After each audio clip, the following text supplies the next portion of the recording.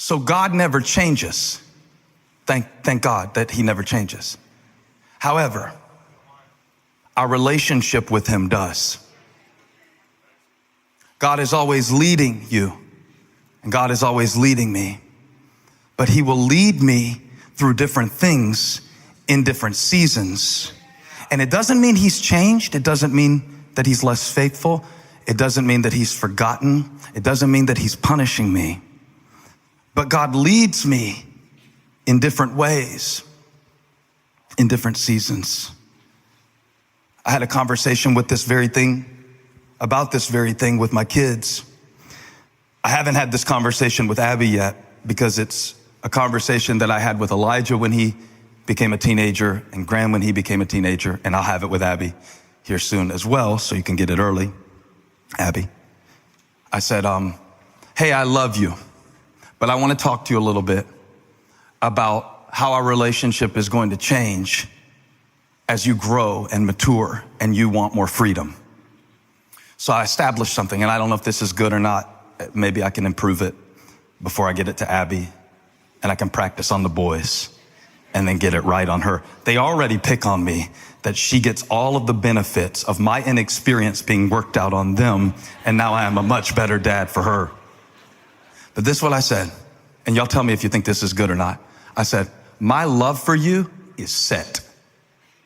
I'm your dad if you get hooked on drugs or if you get a diploma. I'm your dad if you come home and you have to tell me the worst news ever. I'm your dad. I love you. I can't stop loving you. Even if I want to, I can't stop loving you. It's like sometimes I try to not love you and it just boomerangs back. So that is set. And if there is a level of my love for you, it's like level 11. It's not even 10. It's like level 11. I love you. I love you more than I should love you. That's why sometimes I don't even see things that are wrong with you because I love you too much to see it. And that's why sometimes you get on my last nerve because I love you so much.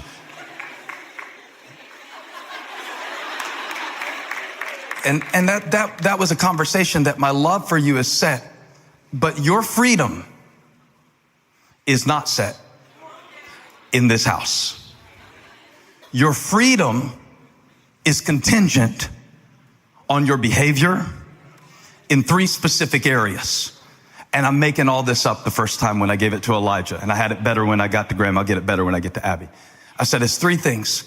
It's respect. You will respect me. You will respect your mom. And if you're going to pick one of the 2 of us not to respect, disrespect me. Because if you disrespect her, you will find out what it is like to have me against you. I know this parenting style is very antiquated and everything like that, but it's just where I come from my understanding of my role, my parental role. If you want my resource, you will give me respect. So we talk about that. Then there will be responsibility. Like, you got to get your crap done, or I'm going to have to treat you like you don't know how to get your crap done. But if you can get your crap done, this is in the Bible somewhere too. If you don't get faithful over little, faithful over much. If you can prove to me that you can do a few things well, I can let you do more things. But you know, it's like a leash. You've heard these parenting illustrations before. And how much liberty, how much license you get is not going to be dependent on how much I love you. Because I love you 11, but I can't let you 11 just because I love you. Woo. I didn't put that in my notes, but I kind of liked it. I love you 11. My love won't leave, but your privileges, your permissions, your liberty, and your license depend on 3 things, and it's respect, and it's responsibility, and most of all, it's trust. If I can't trust you, I can love you, but I can't let you just because I love you. I've got to be able to trust you some. And then I said, how good is this parenting seminar? They ought to put me on Focus on the Family with this. I got something to say. I'm saving my parenting book till all my kids are 60. So I can see how it all turns out. But this is one thing I had to do in real time. I'm like, it's changing. Our relationship is changing. I'm not changing. I love you. That's set. It's 11. It's not going to go to 9 Monday and 7 Tuesday and then Wednesday you win a big softball game. We're back to 11. That's not performance-based. My love is set at 11. Now I want to tell you something. Get real clear before I move on in this message. God's love for you is set at level 11. Very rarely for a righteous man would someone die. But God demonstrates his own love for us through this, that while we were still screwed up, while we were still filthy, while we were still sin-stained, while we were still creating shame through our perpetual behavior that defied him, while I was still a sinner, Christ died for me. So that's set. It's not changing. What shall separate us from the love of God that is in Christ Jesus? You can't take it away. It's set. You can't snatch it. It's set. You can't soil it. It's set. It's set. It's protected. It's settled. It's paid for. It's purchased in blood. His love for me. No but. Just that. And then, out of understanding this, we get the opportunity to make the decision. How much of his love do we want to live in? How much of his freedom do we want to experience? So it says in Exodus that God gave the people not only a place where he could meet with them, the tabernacle, but over the tabernacle came a cloud, and the cloud represented his glory and his presence. Let me show you something so cool. I know you'll like this because I loved it when I saw it. In Exodus 40:33, put it on the board, please. It says that Moses finished the work. You see that? Moses finished the work. Everybody say, so Moses finished. Go to verse 34. Ooh, this blessed me. It said, the Lord filled. Then the cloud covered the tent of meeting, and the glory of the Lord filled the tabernacle. So let's put those two together. Ready? So Moses finished, the Lord filled. Stop asking God to fill stuff that you won't finish. God doesn't bless good intentions. God doesn't bless your to-do list. He blesses your done stuff that you push through. Now, what does that have to do with restriction?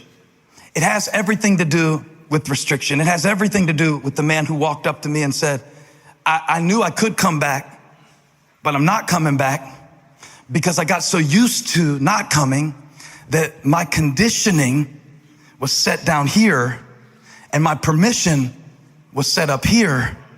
And so I've been living at the level of my conditioning. I stopped coming, even though I have permission to come back. And now there's a gap. And he said, I feel bad. And I said, don't feel bad. Just come back. You could come back. The restrictions are lifted. You can come back. Come on back Sunday. I'll look for you. And I want to tell you, he was here. Boy, I preached to that man that Sunday. I did good too. He sat right center. I guess he got here early, and I never said a word about him, but I preached to him because he was here. And nothing changed about the situation, only his decision. So the cloud had this little thing where it would come down and fill the tabernacle, and then it would lift. And when it lifted, everybody say, when it lifted. Oh, say it with faith. When it lifted. That's it. That's it. God was saying to his people, you can move now. You can go now. You can go forward now. He wanted to lead them all the way to the promised land, all the way to the land of Canaan, flowing with milk and honey. The land where the grapes are so big, you need a partner to help you carry them on a pole. all the way to the land of Canaan, where they could have their own land and settle in it and declare the goodness of God as their inheritance.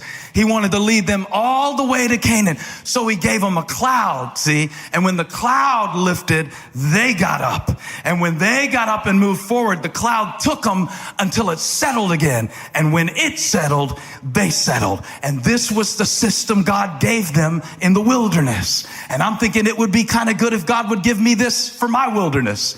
You know, let me know what to do. Give me clarity, God. I just need to see. How many of you want God to show you something in your life right now? This or that. Him or her. Them or them. Here or there. Now or later. Yes or no. Clarity, clarity, clarity, clarity, clarity. I need to see. I can't live in a cloud of confusion not knowing, is this God? I've got to know it's God if I'm going to go. The only problem with that is that God can give you clarity. But if you don't commit, in fact, I'm going to go a little further than that. Clarity comes from commitment. Abraham, go to the land I will show you. And a lot of us are confused because we're not committed. We haven't really decided to serve God with our whole heart. So now we're asking God, oh, show me. I want one of those clouds, Lord. I want one of those clouds to lead me into a new career. I want one of those clouds to show me, God. Give me one of those clouds like Moses had. Moses had a cloud, God. Give me a cloud and lead me. What good would it do? The cloud led them around and around and around and around in the wilderness, because when it finally got them to Canaan, they didn't have the courage to go in and conquer it. Did you hear what I said? God gave them clarity. Okay, this is what I want you to do. This is where I want you to go. Here is who I've called you to be. This is what I want to give to you. They had clarity, but they didn't have the courage to act on the clarity that God gave them. So we keep saying, God, I need more information. God, I need more knowledge. We don't need knowledge. We need commitment. Because the moment you decide, I'm going to be free, God will show you where the keys are. The moment you decide, not just dabble, not just test it, not just sometimes, not just once every 3 weeks, not just when you hear a sermon get fired up. The moment you commit to it, God will give you clarity, but clarity comes with commitment. The moment you decide, I'm going to be a better husband, God will show you how to be a better husband. The moment you decide, I am not going to keep running to these drugs anymore,